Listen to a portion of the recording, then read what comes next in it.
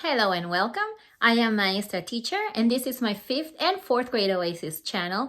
I've been a teacher for more than 20 years and I've taught gen ed and bilingual classes as well.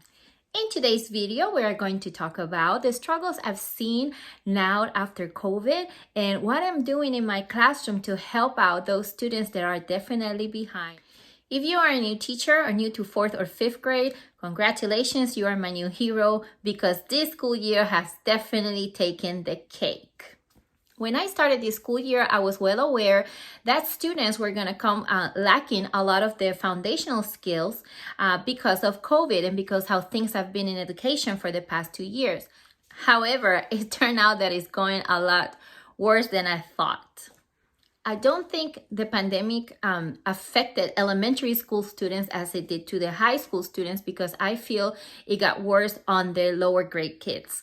Meaning that if you were in the middle of COVID and you were in high school, you already had your formative years for you. It's not the same being in 10th or 11th grade, having COVID and having to take classes at home and so on, than being in 2nd, 1st, 3rd grade, which are your formative, most important years that are going to guide the rest of your years. These kids that we're having now in 4th and 5th grade are the product of 2 years of COVID that were spent at home, computer learning, and some of them were not even online all the time. I see the struggles. And the problem has been for me that the way the curriculum designed this year did not made it in a way that kids could catch up. It was just more like, hey, we're starting out in August, pandemic is over, let's do things like we always did before. And basically they just pretended that the students are way up there and the expectation is really high, when in reality our kids are not there at the moment. Curriculum should have been structured in a way to help the students to close the gaps first, to meet them at where they're at least the first quarter. We should have done a lot of remedial courses, remedial work with them, and then little by little catch them up to where they're supposed to be. But that wasn't done. On top of all that, I also feel that the pressure of state tests is not helping the situation either.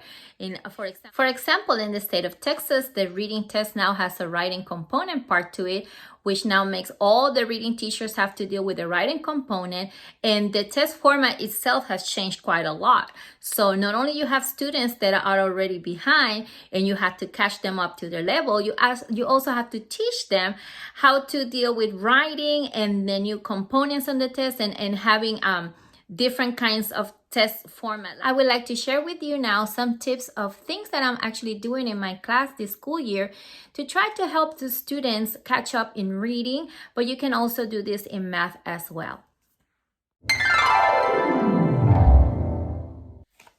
The first thing I did this school year was to involve parents. I had a 4th grade parent meeting where I had about more than 40 parents attend a Zoom meeting in which I talked to them about the situation. Post the parents with the situation. This is what happened during COVID.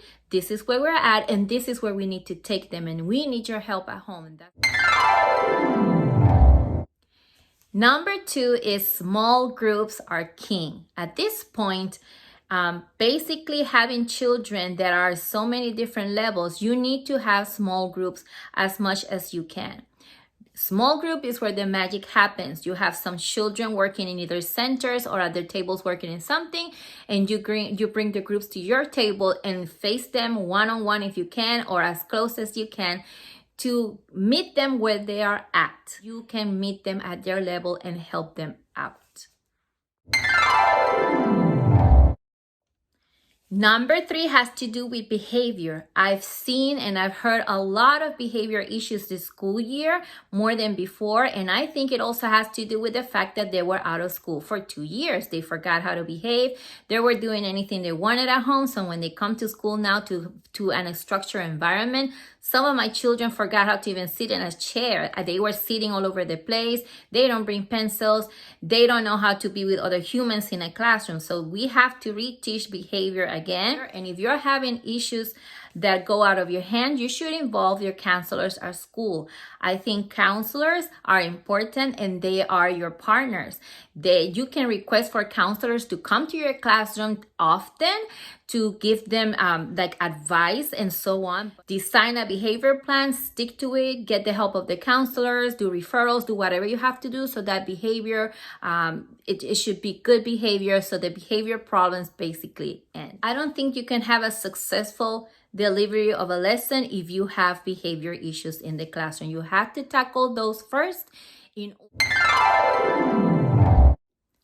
Next one has to do with some sort of remedial plan. As I say, you bring them in small groups and you work with them, but there are also other computer programs that meet the students where they're at. For reading, for example, you can use some iStation.